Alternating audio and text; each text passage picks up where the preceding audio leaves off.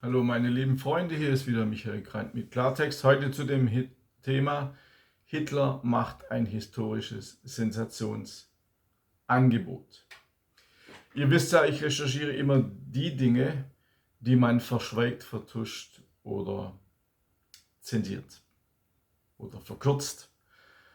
Heute ein Thema, das in keinem Geschichtsbuch steht.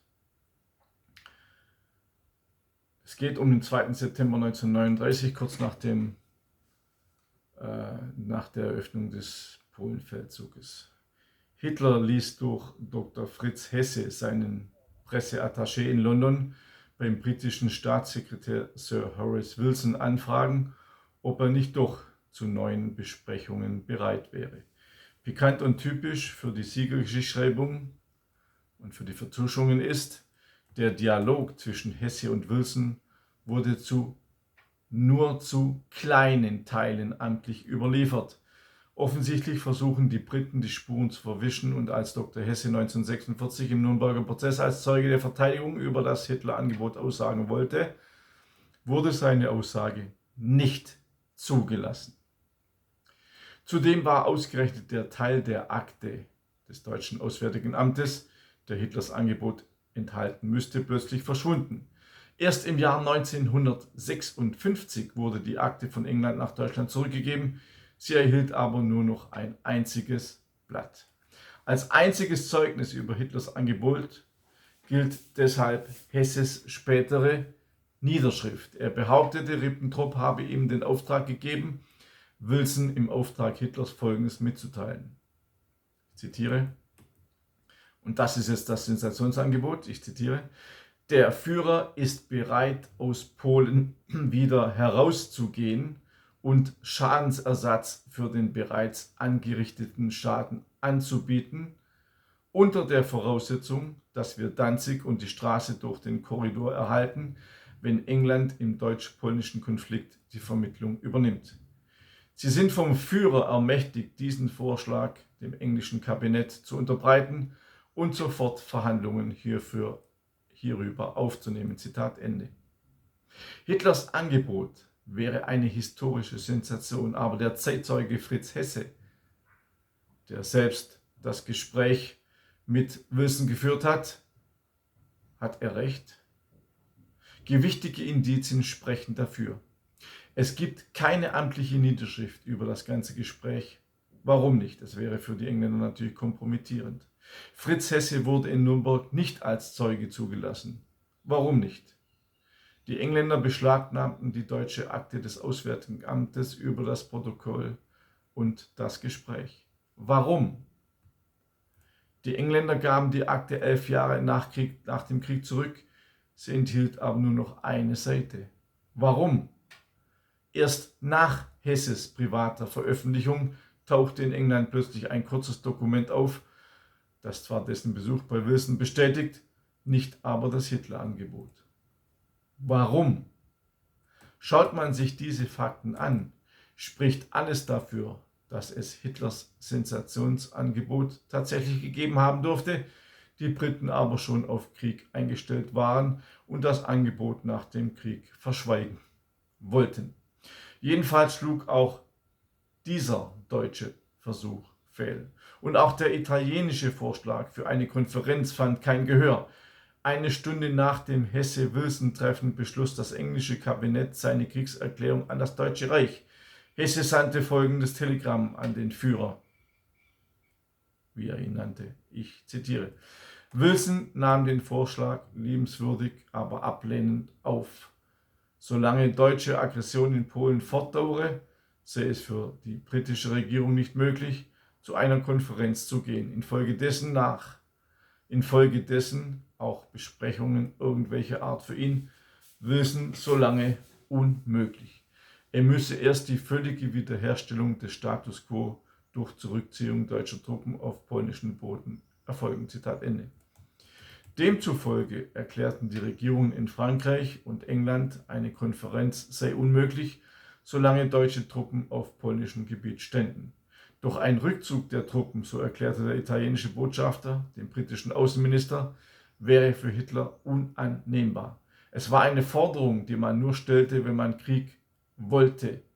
Doch London und Paris bestanden darauf. Im Umkehrschluss hätten England und Frankreich ihre Zustimmung für eine Konferenz gegeben, auch wenn deutsche Truppen bereits in Polen einmarschiert waren und auf einen Waffenstillstand gedrängt, hätte der Zweite Weltkrieg vielleicht verhindert werden können, wenn auch die Polen an der Konferenz teilgenommen hätten.